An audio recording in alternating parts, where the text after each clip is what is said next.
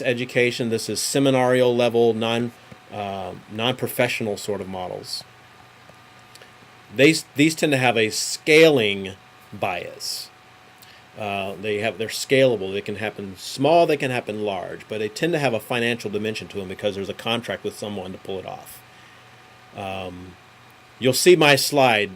There is a relationship between the level of formality and socialization and residentiality and isolation. That's a cluster that tends to go together that is fraught with predicament and complications.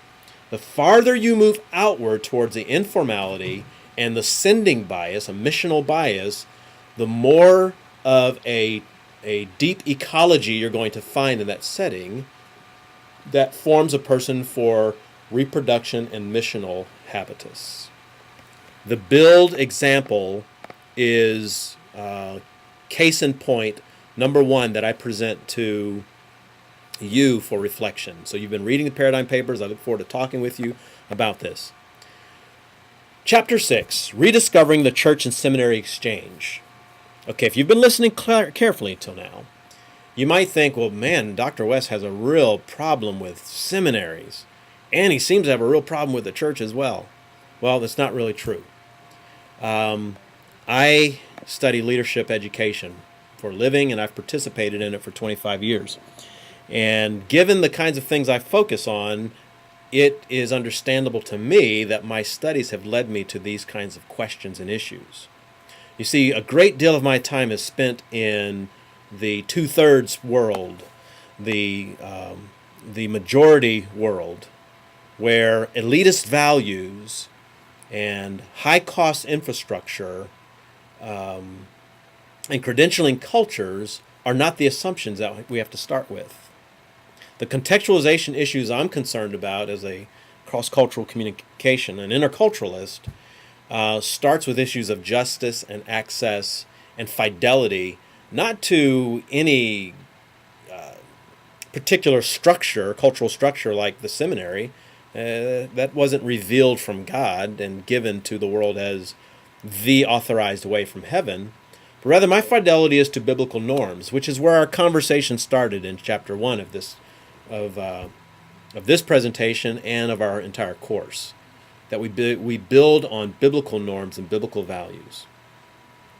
And I would rather raid the shelf of what we find in Scripture and make that available in an African context, in an Eastern European context, in a Latin American context, in a Southern Arkansas context, in a Western Montana context, rather than err on the side of arguing for cultural structures and values. And quite honestly, that's a debate I'd like to be in with anybody, whether we want to find ourselves protecting any culture's forms over the biblical values that are at the center of these things. So that's how you want to debate it. I'll meet you online and we can debate that one through. I'm not saying that a seminary education isn't valuable. I'm asking, what is its value? What is its value? And I'm offering an answer that has begun to satisfy a lot of people. Maybe its value is the formation of potential mentors who can be missional, who can work with missional apprentices. So in the chapter 6 of this presentation, my proposal to you would be that you adopt deep formation metrics wherever you are getting formation, whether it's at a seminary, whether it's at a church, whether it's at a local library. You ask yourself the question of, what metrics shall we use to determine fidelity, to determine the advancement of mission? I offer some of these in the presentation. I offer this for your reflection as well, and that's the issue of structure. It goes back to something we talked about in Module 3 on mentoring. That to the degree that your focus is intensive, like discipling, trying to shift a person's heart in a cruciform way, it will require incredible intentionality. To the degree that your access is passive, like friends or family members or historical models, then your structuring has to be proportional.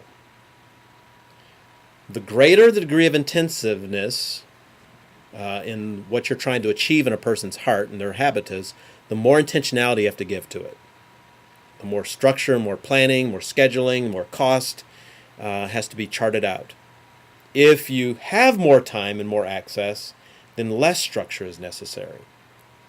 The spectrum of equipping tries to point that out. And I think this issue of creating deep people who are living deep, requires an incredible amount of intentionality and an incredible amount of intensivity. So a church seminary exchange is what I'd propose. Online, why don't you join me in this conversation? What are the practical questions and steps necessary to bridging the intentionality and the intensivity gap of a deep ecology community? I'm going to give you the image of the parsonage seminary that we used to have back on the frontier, where one pastoral leader trained 1 to 5 to 7 apprentices, maybe over a lifetime, so that they would be missional, hermeneutical, catechetical, social action oriented. I give you the example of Chris Marantika in Indonesia as one of those church-based leaders. At his seminary, the Theological Seminary of Indonesia, this is what it took to graduate, what it takes to graduate. Before you can walk across the stage, each member of that community has to have planted a church of at least 30 members. Now, how'd you like that for a graduation assignment? You can go after you've planted a church of 30 members and have sustained them for a year. That's the kind of metric that I think Jesus would approve of, that the Apostle Paul would sign off on their graduation diploma. Now put that in contrast to what is acceptable in lots of institutions, like getting lots of A's and B's, versus being able to plant a church. Friends, that's what we've been talking about throughout this discussion. Developing the leaders beyond you. That's the vision. I'll meet you online. Let's chat this one up.